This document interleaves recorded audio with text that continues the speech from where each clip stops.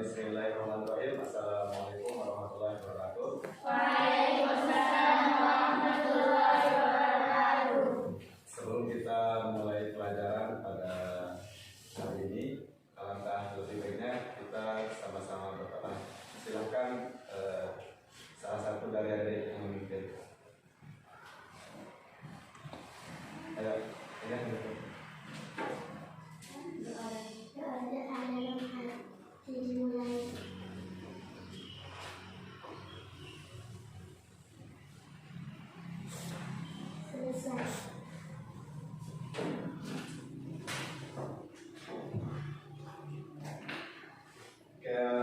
Apa kabar adik-adik? Sehat. Jadi kakak harap adik-adik tetap semangat ya, walaupun sedang berada di masa pandemi. Jadi itu jangan menjadi membuat semangat hari dalam belajar menjadi surut. Gitu. Baik. Jadi pada hari ini kita akan belajar tentang teks deskripsi. Sebelumnya ada yang pernah dengar atau tahu apa itu teks deskripsi?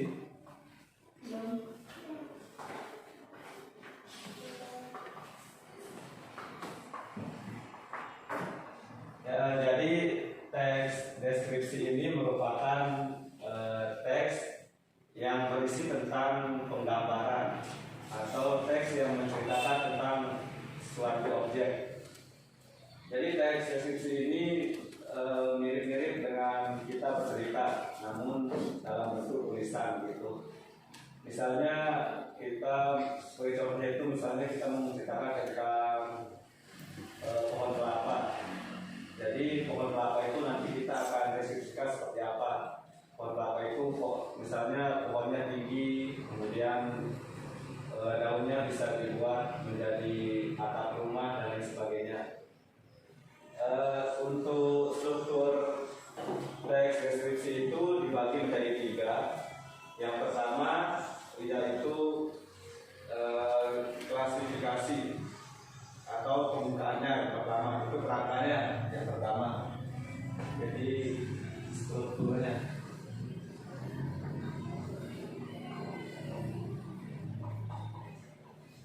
Strukturnya yang pertama klasifikasi.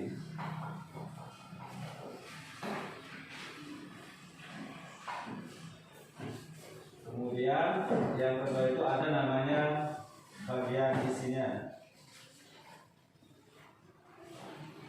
Oh ya, ini yang pertama ini klasifikasi atau identifikasi ya. Identifikasi. Kemudian yang ketiga ada bagian penutup atau simpulan.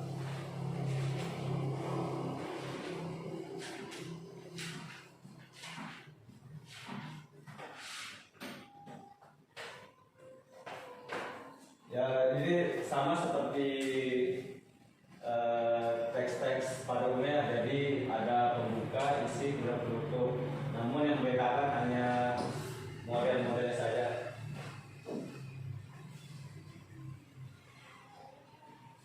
Kemudian setelah struktur ada ciri-ciri.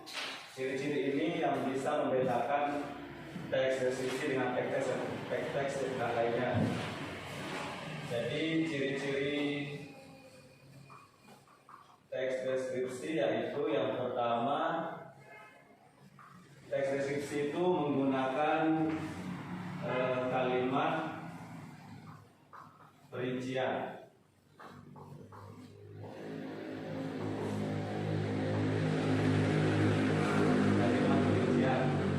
Jadi kalimat perincian ini maksudnya kalimat yang memerincikan dari yang umum menuju yang khusus.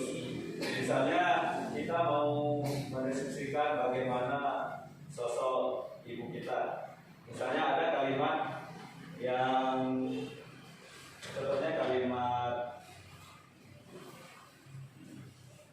ibu saya orang baik.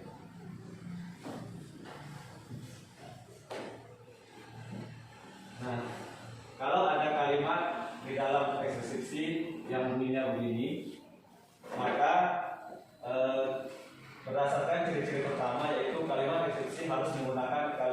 perincian atau kalimat terperinci.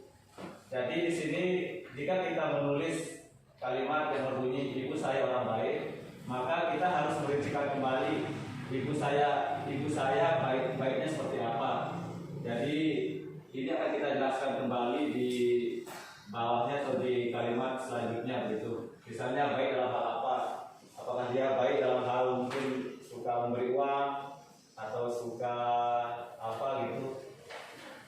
Jadi kemudian ciri yang kedua, kalimat deskripsi itu menggunakan kalimat serapan panca indera.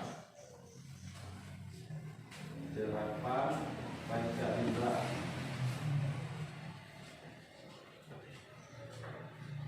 Jadi sesuai namanya kalimat serapan panca indera. Jadi kalimat-kalimat dalam teks deskripsi itu mengandung kata-kata yang seolah bisa kita rasakan melalui panca indera kita. Misalnya kalimat contohnya di sini. Misalnya contohnya itu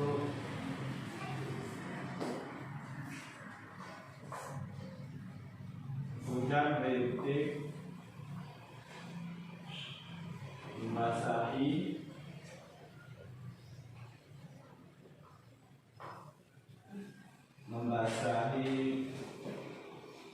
pohon yang semula kering.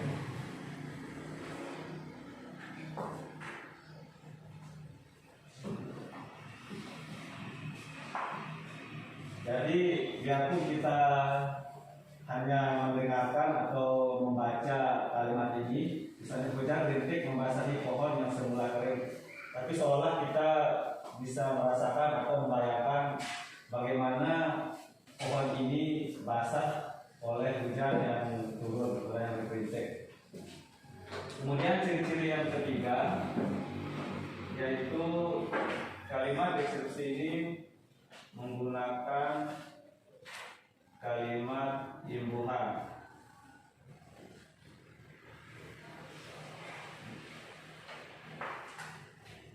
Ada yang tahu kalimat imbuhan?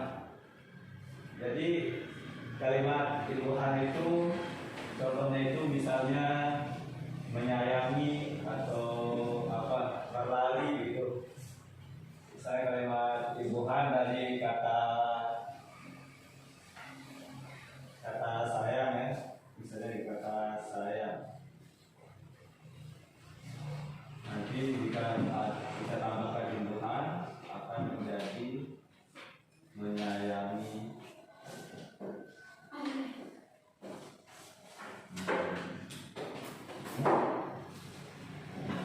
Kemudian misalnya kata lari menjadi hanya berlari atau dilarikan.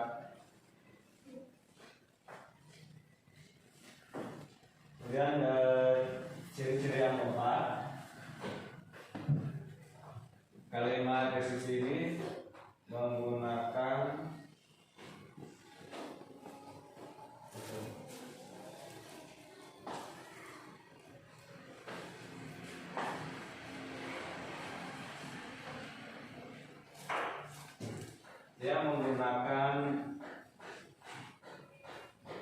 kata depan. Ya, jadi kata depan ini seperti misalnya kata ke, kemudian si, gitu ya. Kemudian contoh yang kelima, ciri-ciri yang kelima yaitu kalimat deskripsi itu menggunakan kalimat atau kata yang bersinonim.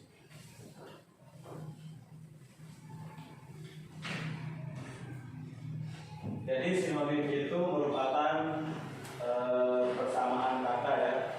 Kemudian kalau lawan kata itu disebut akronim. Jadi rata-rata kalau teks deskripsi itu menggunakan kata sinonim karena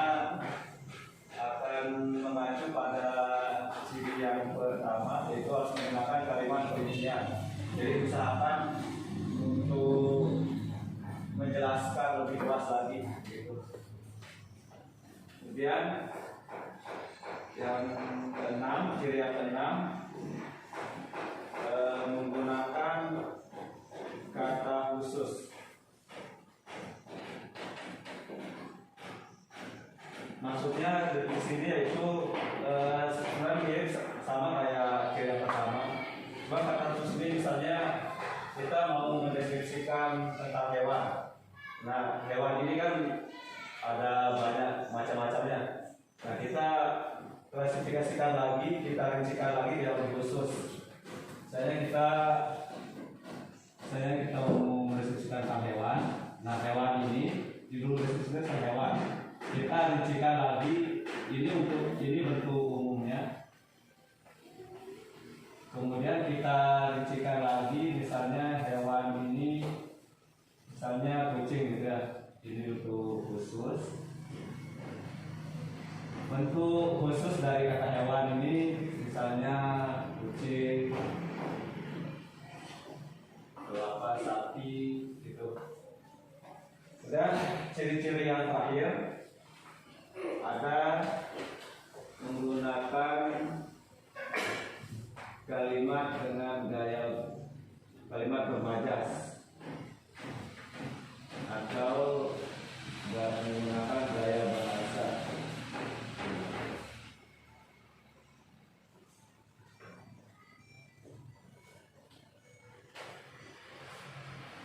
Bermajas atau gaya bahasa ini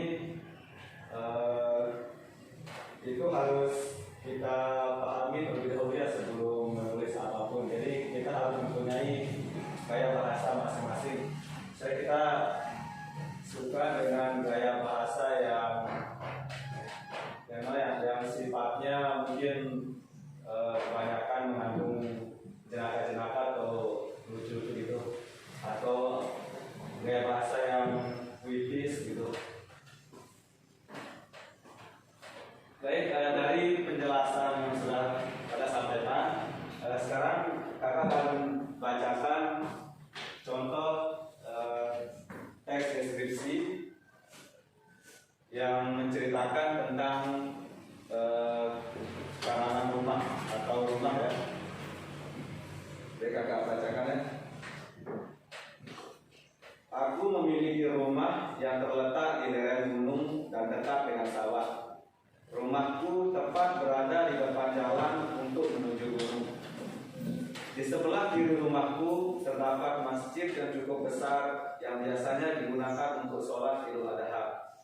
Di depan rumahku terdapat halaman yang cukup luas dan biasanya digunakan untuk bermain anak-anak kecil di sekitar rumah. Cat rumahku berwarna hijau muda dan pusetnya berwarna hijau tua. Pintu rumahku juga berwarna hijau tua. Rumahku tidak terlalu besar, namun cukup untuk menampung 10 orang. Karena terdapat lantai 2 yang dapat dihuni. Di lantai 2, cat dinding bagian depan berwarna orange. Sementara pada jendela, puset dan pintunya berwarna merah. Dari jauh rumahku sangat mencolok karena perpaduan dua warna tersebut. Di bagian depan terdapat teras yang biasa untuk duduk santai dengan keluarga. Jika masuk pintu depan akan langsung menuju ruang tamu, dan di sebelah kiri tersedia ruang lesehan dan disediakan televisi. Biasanya di sini pusat keluarga kami berkumpul. Di ruang lesehan itu terdapat pintu untuk masuk ke ruang tengah. Di ruang tengah ini cukup luas dan terdapat satu set meja dan kursi makan yang biasanya kami gunakan untuk makan bersama. Di ruangan ini juga terdapat akuarium. Jadi itu adalah contoh deskripsi yang menceritakan tentang rumah ya. Jadi tadi ada bisa dengar sendiri ya dari contoh tersebut, dari mulai pekarangannya sampai ruangannya, warna catnya itu diceritakan. Nah, itu maksud tujuan deskripsi ya. Bisa juga misalnya adik mau mendeskripsikan tentang kucing misalnya. Kucing itu kakinya ada berapa, kemudian suaranya bagaimana, ukurannya besar atau kecil, sedang gitu ya. Oke,